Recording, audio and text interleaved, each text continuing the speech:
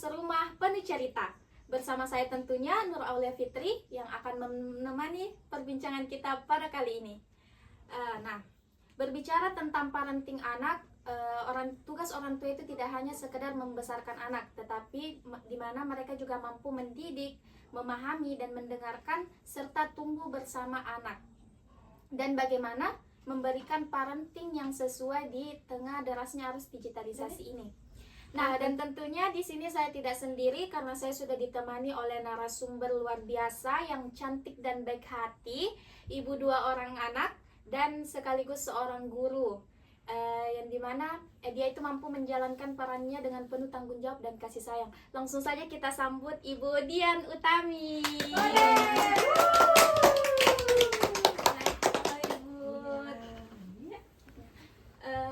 Terima kasih Bu, sebelumnya saya ucapkan terima kasih karena sudah menyempatkan hadir untuk mengisi berbagi ilmu lah bersama kita di sini.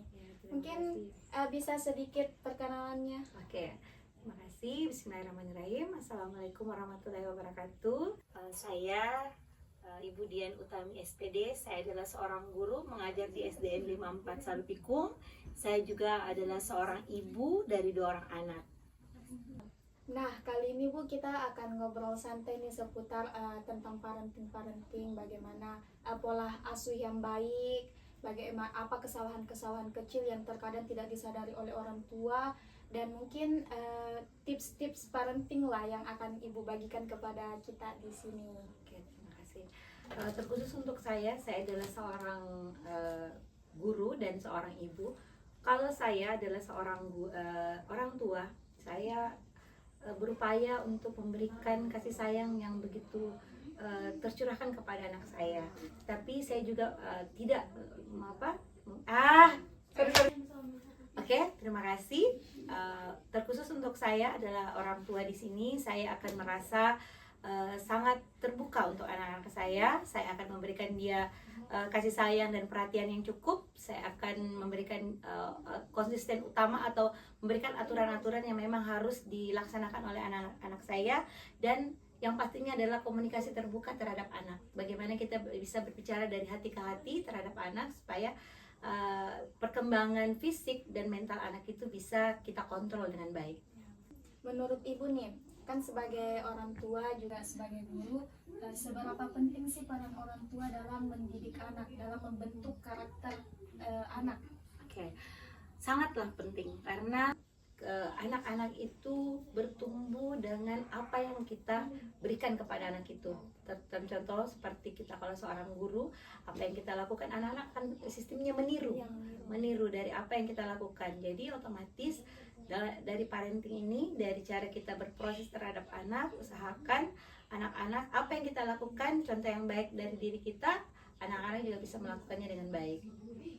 Nah, jadi teman-teman kita bisa ambil kesimpulan, jadi peran orang tua itu sangat penting lah bagi perkembangan anak tadi seperti yang dikatakan Ibu Dian. Oke, selanjutnya nih Bu, saya penasaran nih, kan Ibu juga di sekolah itu menghadapi banyak anak-anak lah, istilahnya menghadapi banyak anak-anak, kemudian pulang ke rumah Ibu hadapi 2 orang anak Ibu tadi. Nah, apa yang menjadi tantangan Ibu dalam dalam mendidik anak Ibu di rumah? Oke, terima kasih. Untuk anak, terkhususnya anak saya di rumah, jadi otomatis saya sangat betul-betul mengajarkan bagaimana anak saya itu merasa nyaman terhadap saya. Pertama itu seperti itu, dia harus merasa bahagia dulu dengan saya. Jadi ada sesuatu yang bisa poin penting untuk saya jika anak saya itu merasa dia lagi tidak baik-baik saja. Jadi dia ada keterbukaan terhadap saya, dan saya bisa juga memberikan kasih sayang yang mereka butuhkan. Tetapi saya juga punya aturan-aturan yang memang harus mereka patuhi dalam rumah, seperti itu.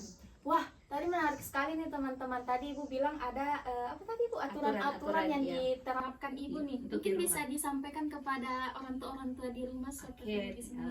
Untuk terkhusus untuk anak-anak saya di rumah, saya sudah mengatur tentang bagaimana aturan yang ada di rumah. Jadi dia harus konsisten dengan aturan yang sudah kita terapkan. Contoh, jam tidur. Jadi jam tidur mereka itu pas pulang sekolah otomatis mereka melaksanakan, sudah ada aturan bahwa pulang sekolah makan lalu tidur.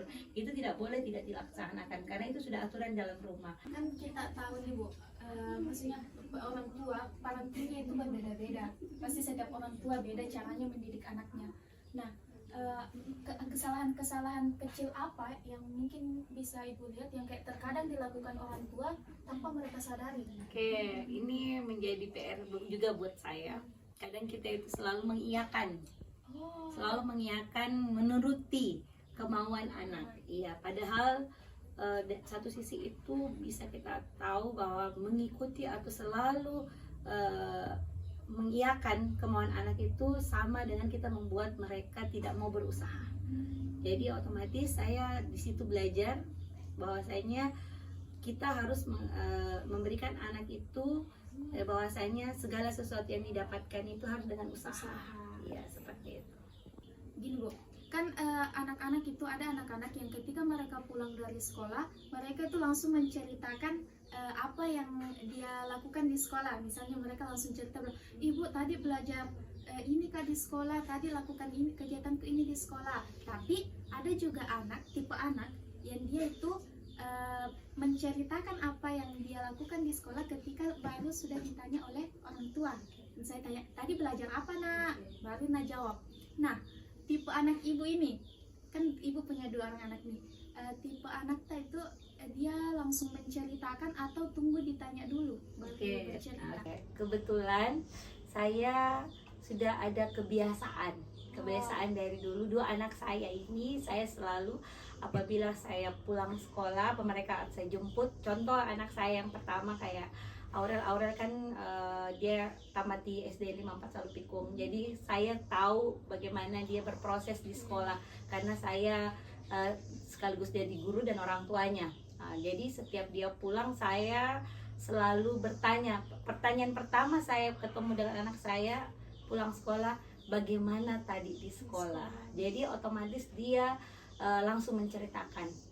Contoh anak saya yang kedua ini, dia kebetulan dia sekolah di SD IT Al-Basira. Jadi otomatis dia sudah intinya setiap dia naik kendaraan pasti dia bilang tadi toh begini. Jadi sudah ada kebiasaan yang saya lakukan, sudah saya terapkan kepada anak saya. Apabila saya bertemu dia langsung dengan dari dia pulang sekolah, ada pertanyaan yang muncul. Jadi pada saat meskipun saya tidak menyampaikan tadi bagaimana, dia langsung begini, Bunda tadi begini loh di sekolah, kayak Izam itu baru naik motor tadi begini seperti ini. Jadi dia selalu menceritakan hal-hal yang terjadi dengan di sekolahnya dia dengan teman-temannya. Jadi kadang pasti saya tahu itu apa ada kejadian yang tidak mengenakan apabila dia pas naik motor langsung kayak cemberut, pasti ada sesuatu hal yang tidak bagus. Jadi otomatis tanpa dia ceritakan saja, jadi nanti saya sambil dia dibawa di atas kendaraan pasti saya langsung tanya tadi kenapa. Jadi sudah ada komunikasi awal memang. Jadi sudah tercermin sudah tertanam memang di anak saya bahwasanya apabila saya pulang dari sekolah saya harus menceritakan kepada bunda saya apa yang terjadi. Jadi sudah tertanam dari kecil seperti itu. Jadi sudah menjadi kebiasaan. Iya, jadi tidak tunggu ditanya lagi. Iya, jadi sudah menjadi kebiasaan mereka apabila dia ada kegiatan-kegiatan. Jadi sudah ada komunikasi memang. Saya selalu memberikan komunikasi terbuka terhadap anak saya. Kayak komunikasi terbuka nih teman-teman, penting sekali itu untuk anak-anak kan, supaya misalnya itu Bu, komunikasi terbuka. Apa pentingnya komunikasi terbuka untuk anak? Ya sangat-sangat penting karena kita kan tidak 24 jam bersama anak. Jadi otomatis kalau kita berkomunikasi terbuka terhadap anak, otomatis mereka itu tidak ada kebohongan. Istilahnya dia tidak takut. Maksudnya ada sesuatu yang memang perlu dia ceritakan kepada kita. Contoh dia namanya kita di sekolah, anak kita di sekolah pasti ada yang saling mengusik, saling mengganggu, atau ada sesuatu hal yang memang harus diceritakan. Jadi otomatis dia sudah tahu batasan-batasan. Oh ini yang bisa saya ceritakan kepada orang tua saya, nanti saya sampaikan kepada ibu saya seperti ini, seperti itu. Jadi itu namanya komunikasi terbuka. Jadi mereka tidak terbebani dengan apa yang mereka alami di sekolah yang nanti dia takut mau menyampaikan ke orang tuanya. Jadi otomatis ada sesuatu hal yang memang dia sudah tahu, bilang oh ini harus saya tanya sama bunda saya ini bahwa oh begini tadi di sekolah. Oke, selanjutnya Bu, saya penasaran nih. Menurut Ibu, bagaimana peran orang tua dalam mengontrol emosional anak, kemampuan emosional anak nih. Oke. Kalau untuk saya pribadi, saya selalu bisa melihat ekspresi anak saya. Biasa kalau dia kayak lagi cemberut, kamu lagi marah, kamu lagi sedih, saya selalu mau melihat sikap anak saya. Jadi ada keterbukaan antara saya dan anak saya, dan saya juga bisa melatih empati mereka, dan mungkin bagaimana dia bersikap kepada saya, orang tuanya, dengan orang lain. Jadi otomatis anak saya itu bisa tahu bagaimana batasan-batasannya. Apabila dia lagi marah, contoh lagi marah, bagaimana saya harus berekspresi terhadap orang yang ada di sekitar saya. Contoh juga seperti dia melakukan kayak mengotori sesuatu atau memberantakan sesuatu, jadi harus dia kembalikan lagi ke tempat semula. Itu emosi yang harus kita tahu anak-anak dari masalah dia empati apa, dia sedih dengan apa-apa yang dia lakukan, kan itu emosi semua itu. Bagaimana anak bisa kita bisa kendalikan. Contoh seperti dia menghamburkan barang, otomatis kamu bertanggung jawab untuk membereskannya kembali. Dia lagi bersedih, kasih dia ruang untuk tenang dulu, nanti kita bisa berbicara kepadanya, kamu kenapa, seperti itu, supaya anak itu lebih sedikit itu seperti kembali, yaitu ada komunikasi antara kita dengan anak. Jadi tidak misalnya kalau misalnya melakukan kesalahan tidak langsung dimarahi. Enggak, kita lihat dulu, maksudnya kadang kita namanya manusia biasa, tidak anak-anak kita itu pastilah, kita juga bukan orang tua yang sempurna. Anak-anak kita juga, kita tidak harus menuntut dia harus seperti ini, karena anak-anak itu bukan istilahnya, bukan dia harus seperti mau kita. Karena anak-anak itu kayak contoh, saya punya anak 2, karakter anak saya dan anak pertama dan kedua itu tidak mungkin harus sama, jadi pasti berbeda. Jadi saya berupaya bisa menempatkan diri saya dengan bisa menjadi orang tuanya, bisa menjadi temannya, bisa menjadi juga orang lain. Dalam artian menjadi orang lain itu seperti saya harus tahu batasan dia, bahwasanya melakukan kesalahan tidak mesti harus kita memberikan langsung hukuman, tetapi kita mengajari anak ini bahwasanya itu salah. Jadi tidak langsung diberi hukuman, tidak langsung dimarahi. Apalagi kita langsung memberi fisik.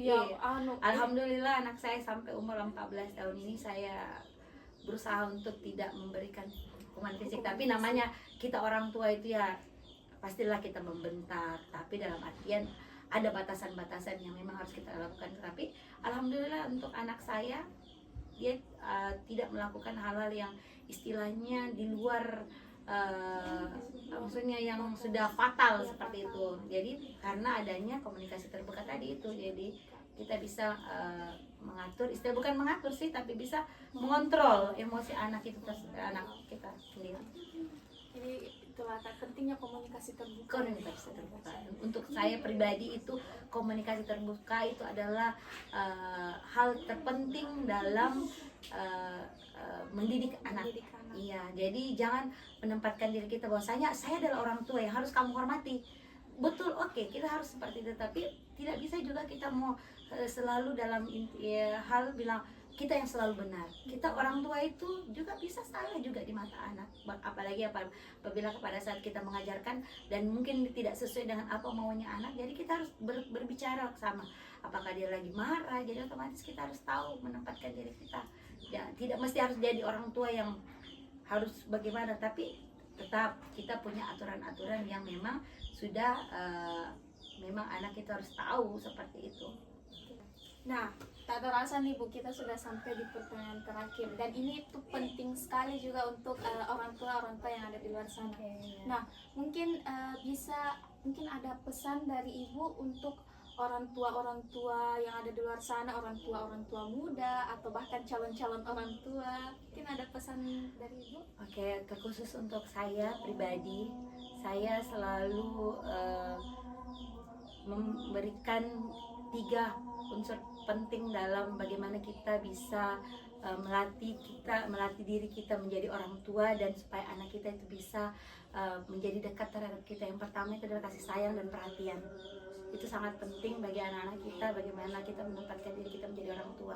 Yang kedua itu adalah konsisten aturan, bagaimana kita menerapkan aturan-aturan yang ada supaya anak kita itu bisa menjadi anak-anak yang disiplin.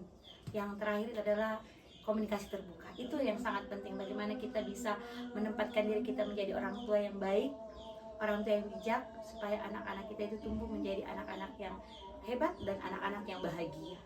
Nah, itu tadi 3 pesan yang sangat luar biasa dari Ibu. 3 pesan singkat namun penting yang harus yang mungkin bisa diterapkan oleh ibu-ibu yang ada di luar sana. Yang pertama tadi ada kasih sayang, tentunya perhatian yang untuk anak supaya anak-anak itu merasa dicintai.